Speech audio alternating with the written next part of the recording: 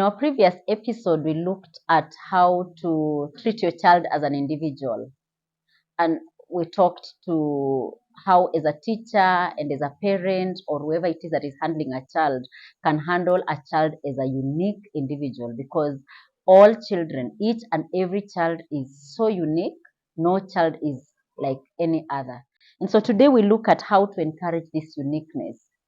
As even as adults, we all desire and we all hope and wish that everyone could look at us as individuals, as unique people, and not compare or wish that we were anything else that we were not. It's the same case for children. And so, as adults, there are things we can do to encourage this uniqueness in our children. I'm going to look at a few things, about 5 or 7 of them, that you can do as an adult handling children. You could be a parent, you could be a teacher, you could be a caregiver. Anyone who handles children can try and practice these things to help them build and encourage this uniqueness in children. So the first thing is discover your child. As a parent, take time to know who your child is. Observe your child, get to know them for who they are. Experience your child. A lot of times children grow through our fingers, through our hands. We just, we are waking up, we spend the day, we feed them, we put them to bed. The next day we play the same script, or we send them to school. At school, the teachers receive them. They start off the day. The objectives for particular learning areas are laid down and the children are taught, and the day ends and they go home. And this same script keeps replaying and replaying for different children in the same setup. And it doesn't help at all that these children could be different, could be going through different things in their lives. So when we are trying to encourage uniqueness in children, we need to pause, we need to discover, try to get to know your child, interact with your child individually. Even for parents with multiple children, look at each of your children as an individual. Spend time with each one of them, interact with them, spare time. You are parenting a child, not children. You are a parent, you are a mother, you are a father, you are a caregiver to children, but there is the uniqueness of each individual child. So as you parent, as you teach, realize that they could be 10, they could be 5, they could be 3, but in the 3 of them, there is each one of them with their uniqueness. So that is the first thing. Discover. As a teacher, in your class of 30 children, in your class of 20 children, look at every child as an individual. Spend time to get to know what their interest is. What would they rather be doing at a certain time? I know our programs are packed. As teachers, we have a whole curriculum to cover. As parents, we have our jobs to take care of. We have our personal lives to look at. And then we still have these children who are growing and growing fast. In our other episode, in our last episode, we said that childhood is not a journey towards adulthood. It's already a stage. It's already a phase. This child is already living. They're not waiting to live when they become adults. So we need to start discovering them even as they are growing and going through their childhood. So be it a toddler, be it a preteen, be it a teenager, discover your child. There is no better person to know a child than the person who spends most time with this child. It could be a parent, it could be a teacher. And I keep talking to both teachers and parents, because the truth is we share these children with their parents. Teachers spend quite a considerable amount of time with children, and so we can never overlook the role of a teacher, even a caregiver, that nanny. We can never overlook their role in a child's growth and development. The other thing that you could do to encourage uniqueness for your child is to listen and ask questions. Well, let's first look at listening. Children can be quite demanding. We all know. As teachers, we know sometimes you can easily get overwhelmed, especially if you're teaching the lower grades, the early years, the preschoolers. They will all come with all these interesting reports. They all want to tell you how their morning was, how their day was, who said they are not their friends, and all that. And at times it can be overwhelming, but it makes a whole lot of difference for anyone taking care of children to just pause and listen, and not just listen intentionally. Children are very intelligent. At times we underrate them. When you're listening and you're not listening, they know. A lot of times my children have been talking to me, and I say, oh, and they tell me, did you even hear what I said? So it's important for us to know that when we mean to listen, we should listen, because they know when we are not listening and listening uh, keenly. So listen. And sometimes don't listen to intervene. Don't listen to give advice. Don't listen to talk and to reply. Don't even listen to react. Just listen. All of us, even adults, want to be listened to. Listen, not necessarily as you process how you're going to respond. Listen and appear, and listen, body, mind, and soul, very presently listening. There is listening and there is true listening. So we are calling for true listening, where the child can see you are flowing with them and you're feeling them and you're walking with them. There is no child who is too small or too young to be listened to. You can listen to your infant. That cry communicates something. That giggling communicates something. That smile, social smile at about 3 months, communicates something.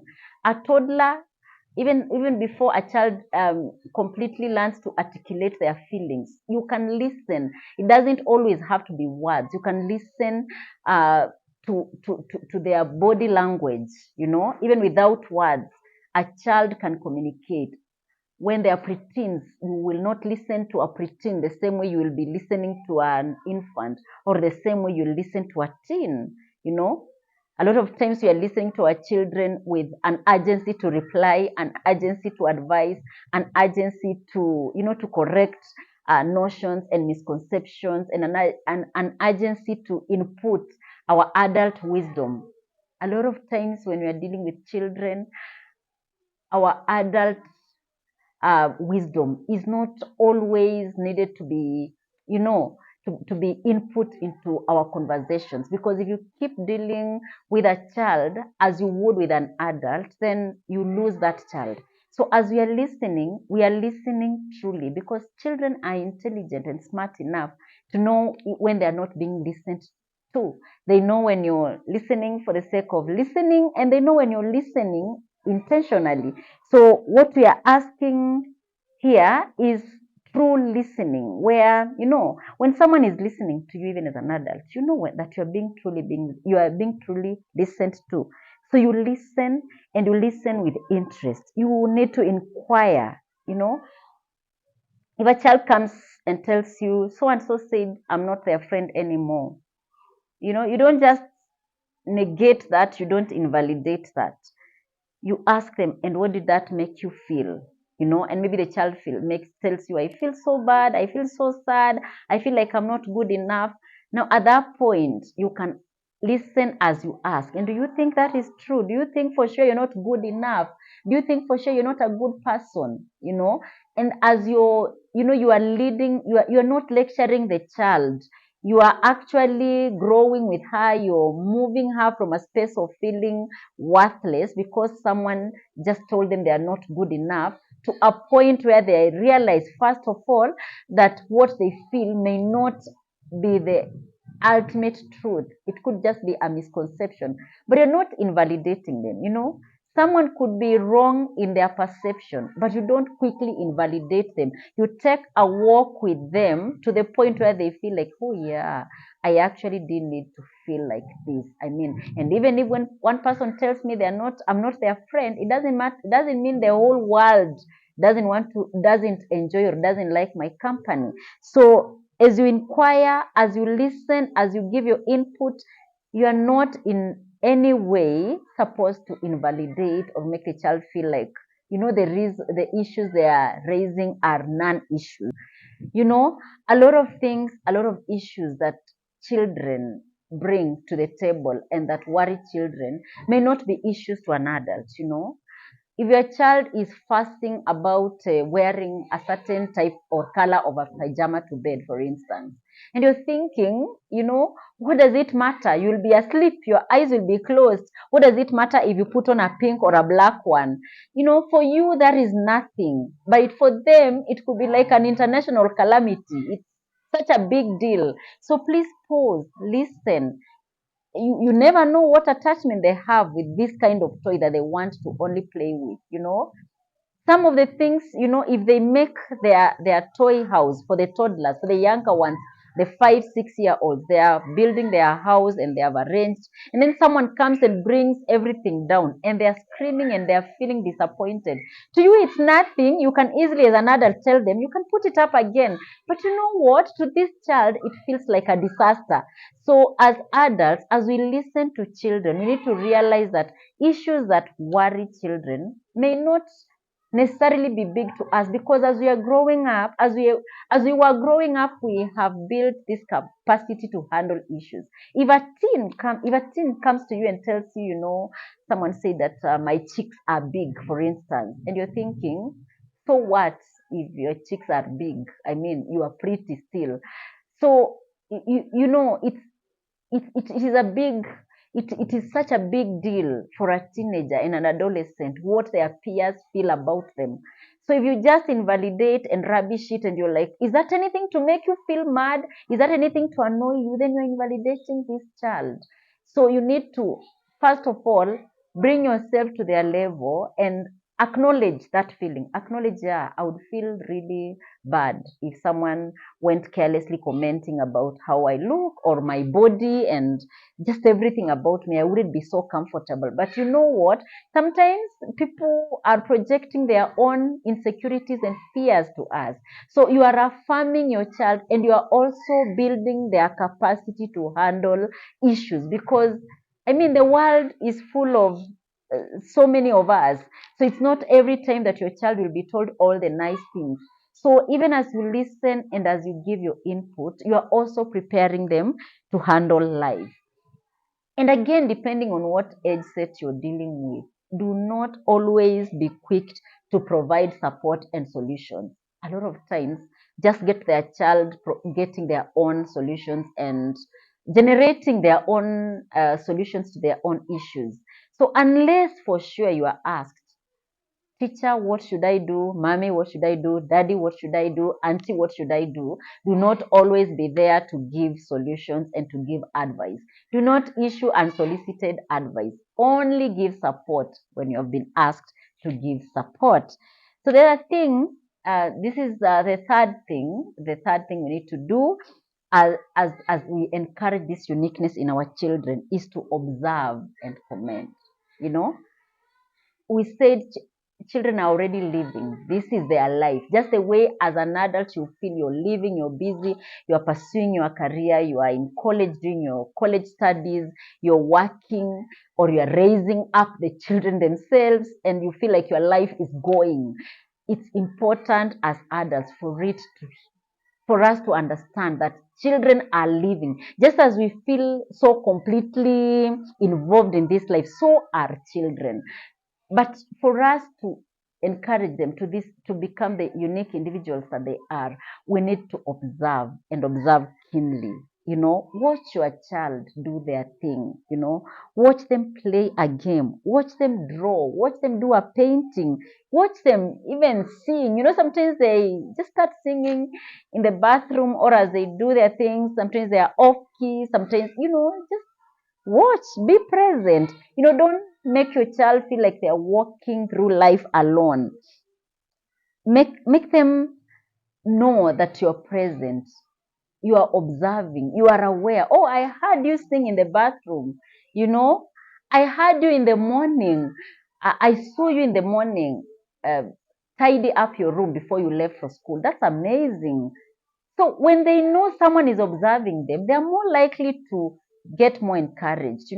If your teen has been struggling with untidiness or with organization or with timekeeping, and you observe them come out of the house in good time for the school bus, In the evening, talk to them, tell them, I saw you. The driver didn't have to wait. That was quite amazing. So you're you're giving feedback. So as you give this feedback, they are realizing that you have been observing, I saw you help. I saw you help so and so carry their load up the stairs. So as you're doing that, you're giving feedback, you are making them aware that you are observing, but you're not observing necessarily to tell them what to do, but you're observing as an interested person. It makes a whole world of difference. I mean, for all of us, even as adults, to walk through life, knowing that we are not just statistics, but we are making an impact and we are making a difference. As you watch, if the child is doing something amazing, smile, applause, give a pat on the back, give a thumbs up. Let the child know that, oh, wow, I didn't know mommy was watching, but okay. So you are giving them motivation and they are most likely going to do it again and again. Don't be a very serious critic for your child, please. No, let this criticism come from other quarters, And if you must criticize, please do it in a way that builds the child, in a way that encourages the child. A lot of times, children are criticized all over the place by other people. So before even you criticize, as this child builds the capacity to take criticism, as you are handling this child again, realize the age. I mean, be cognizant of the developmental stage they are in. You can't be telling a 5-year-old, it's just positive criticism, you take it or leave it. They can't comprehend what you're trying to say. So let their peers or let else another person tell them your handwriting is crooked, it's bad, it's messy, but for you, you are still molding, as you're training your preteen or your teen on how to cook, for instance. At times, um, they may not manage to put the correct amount of salt, for instance, or spices. So your job is not to be like, um, your food is always so salty. You are nurturing. Remember, we are talking about nurturing. What is to nurture? To nurture is to grow. You are growing, you are building. So until we get there, and we are nurturing because we are not yet there. So this criticism, should it come in a way to break? In fact, criticism should it be coming from you? Let them be criticized by someone else, but not someone who is nurturing. You can't be nurturing and at the same time you are criticizing. You would rather be building. So I don't know if to call it positive criticism, but we are talking about nurturing, building, correcting with a view to nurturing. Number 4, we need to expose. To encourage this uniqueness, we need to expose our children to different activities, because how will I know that my child or the child in my class can do this if I've never allowed them a chance to? So let them be involved in a wide range of activities. Let them join music, let them join drama, let them join science, let them visit national parks, let them, plant trees, encourage them, let them cook, let them join the debate club, let them be all over the space. It's good because as you are observing them in those spaces, then you get to pick them out. You get to pick them out. But a child who has never been exposed to all these things, you never get to know what exactly they are able to do. As you're giving them these chances, as you're exposing them, encourage them to give it a try. So if you're putting a child maybe in a new sport, maybe this child was initially interested in football and you want them to try basketball, encourage them. Tell them, give it a try. I think you have what it takes. Give it a try. There are things as adults we cannot start trying right now because, I mean, we have been bypassed by time. But children have a whole life ahead of them. So they have an advantage. They can try a whole lot of things. So encourage your child, expose them, encourage them to give it a try. And if they, in the process of trying, if they show interest, then build that interest, cultivate that interest, and help them to run with it. If they try, they build interest, and they want to quit midway, seek to know. I thought you were doing so well in skating. Why the sudden change of mind? There could be something. What is making them lose interest in something that they were so interested in? So check with them. Is there something? Is there a change in the coach's attitude towards you? Did they change the coach? Or what exactly is happening? Are you developing? Because it's you to guide, to nurture them also, to build the staying power. Because I mean, we also have that responsibility as adults. We don't want to raise up children who try this, stop, try another thing, and they are not settling in anything. But if genuinely a child has tried, has been at it, and has just totally lost interest and they want to quit, it's all right. Show understanding. It's okay. If you don't want to try it again, that's fine. Because again, we don't want to bring them up knowing that they must have things forced down their throats and like they don't have control over their lives. Remember, we are building uniqueness. You don't make me unique by forcing me to try things even that I'm not interested in.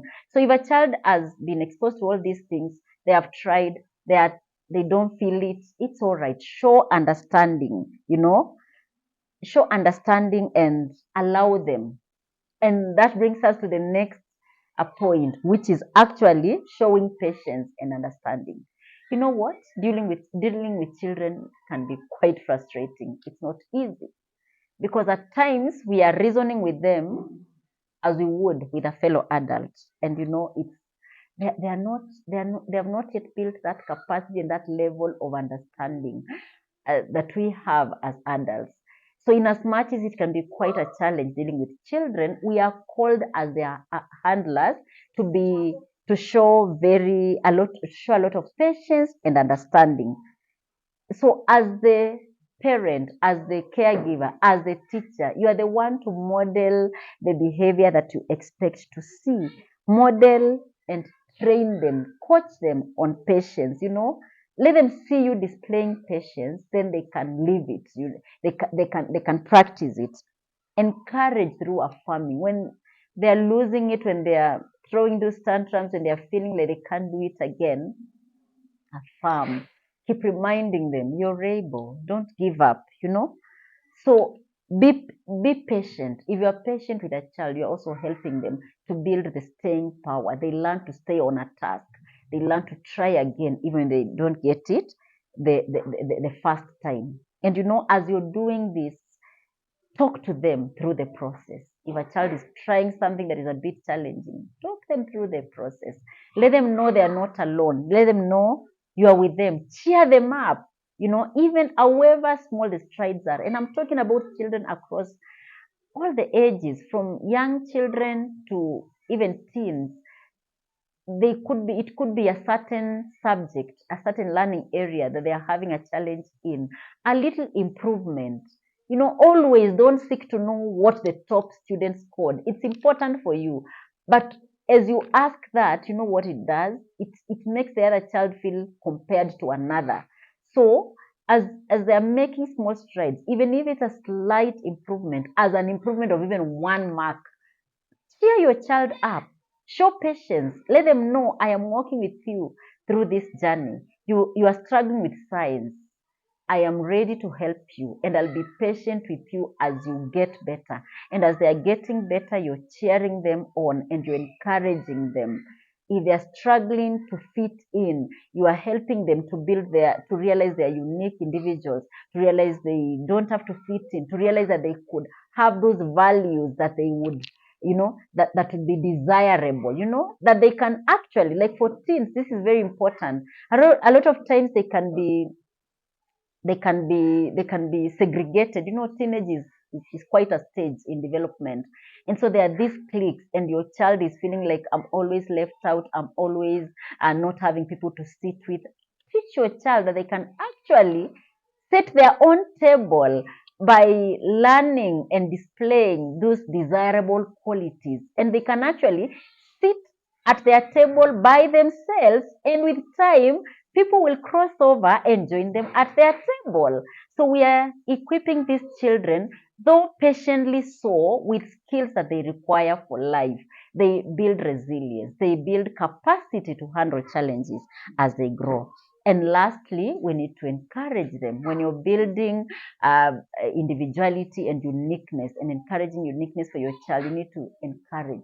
Encouragement doesn't need to be so many things. It could be a simple thing as I love you, you are unique, you are enough, you go to this text. It could even be a pat on the back. It could be a thumbs up, depending on what age you're dealing with. It could be a note slipped under their pillow or under their bedroom door. It could be whatever it is you can do to encourage your child. Encourage them. Encourage them. Words of affirmation work magic. In our other episode, we talked about how you can help your child know that you love them. There are so many ways. Seek to know as you build this uniqueness. Seek to know what it is that makes your child tick, what it is that makes your child feel loved, feel encouraged, and feel appreciated. And please practice that. As we do all this once again, let's realize, just like fingerprints, no one particular child, even twins, no one particular child is exactly in terms of emotions and feelings and perceptions. No one particular child is exactly like the other. We are raising a child. We are teaching a child in the midst of children. Let's encourage this uniqueness. Thank you so much for today. Do not forget to like, to share, and to subscribe. Stay tuned even for more episodes.